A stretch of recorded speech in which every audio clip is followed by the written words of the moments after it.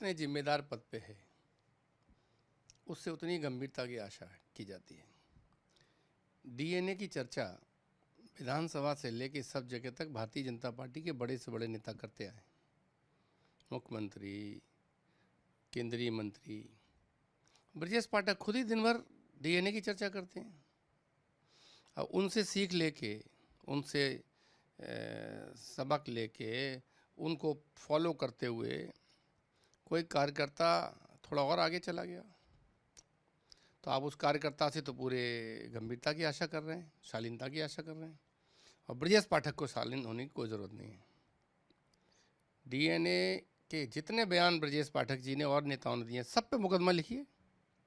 जो डीएनए की बात करता है घुमा फिरा के, वो बात तो आदमी के पैदाइश की, उसके माँ बाप की, उसी की कर रहा है ना। तो ये बात कहाँ से निकली, कहाँ पहुँची? अगर सरकार चाहती है कार्रवाई हो तो जितने लोगों ने डीएनए की चर्चा की है, डीएनए की बात की है, डीएनए पे बयान दिए हैं, उन सब पे कार्रवाई करें। ब्रजेश पाठक तो जिम्मेदार मंत्री हैं, अपने ऊपर मुकदमा क्यों नहीं लिखाते? इन नौजवानों को दिशा दे रहे हैं ब्रजेश पाठक जैसे गैर जिम्मेदाराना मंत्री, जो हाईलाइट होने के लिए अपनी लीडरशिप के सामने उल्टा सीधा बयान देते हैं विपक्ष के बारे में। उनके हाईलाइट होने से उत्साहित होके छोटे कार्यकर्ता भी वही काम कर देते हैं। तो इसकी जिम्मेदारी तो मुझे लगता है ब्रजेश पाठक की ज़्यादा है। समाज में विष घोलने का काम, जहर फैलाने का काम ब्रजेश पाठक ने शुरू किया है। अखिलेश जी का भी आज ट्वीट आया, उन्होंने भी कार्यकर्ताओं को समझाने की बात कही है। लेकिन ये तो स्तर लगातार राजनीति का गिरता जा रहा है ना। सोनागाछी, जीबी रोड, डीएनए, यहाँ तक पहुँच रहे हैं लोग। अखिलेश जी ने तीसरी बार कही है। इससे पहले हमारे किसी कार्यकर्ता की अरेस्ट हुई थी, तब अखिलेश जी पुलिस से बात की थी, डीजीपी ने वादा किया था कि जो भी गलत लिखेगा सब पे बराबर कार्रवाई होगी। कार्रवाई नहीं हुई। लगातार लोग भाजपा के लिखते हैं, बताइए किस पे मुकदमा दर्ज हो रहा है, कौन गिरफ्तार हो रहा है? तो आप अपनी सरकार में तो ट्रोल आर्मी बना के बिठा के रखेंगे जो लोगों को सड़क पर निकलना मुश्किल कर देगी, उनको गालियाँ देगी। और आपको कोई गाली दे देगा तो आपका सम्मान, स्वाभिमान को चोट लग जाएगी।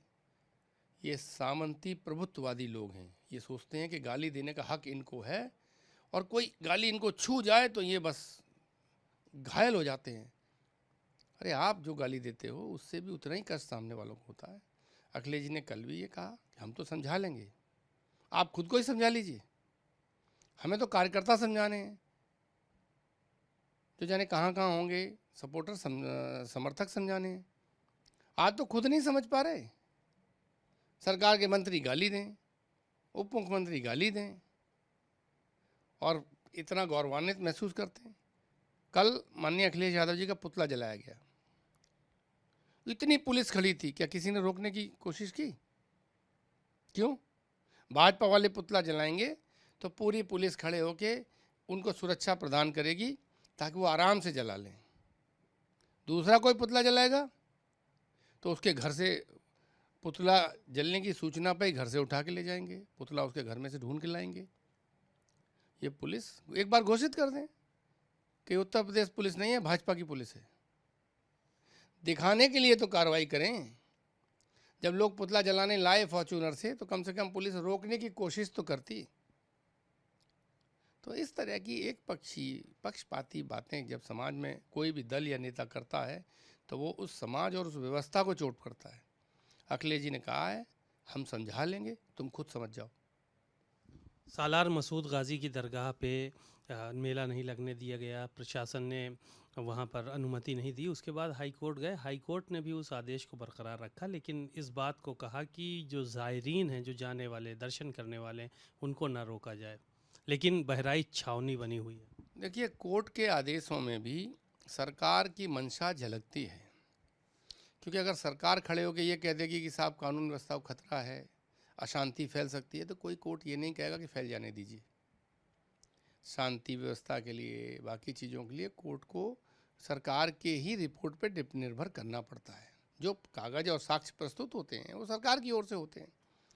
और भारतीय जनता पार्टी पहले दिन से ऐतिहासिक बातों को लेके, सामाजिक जो अपना दर्पण होता, दृष्टिकोण होता है, उस सामाजिक दृष्टिकोण में भिन्नता होती है, उसके आधार पर लोगों को बांटने और लड़ाने का काम कर रही है। फिर भी कोर्ट का धन्यवाद है कि कम से कम उसने जायरीनों का ख्याल रखा।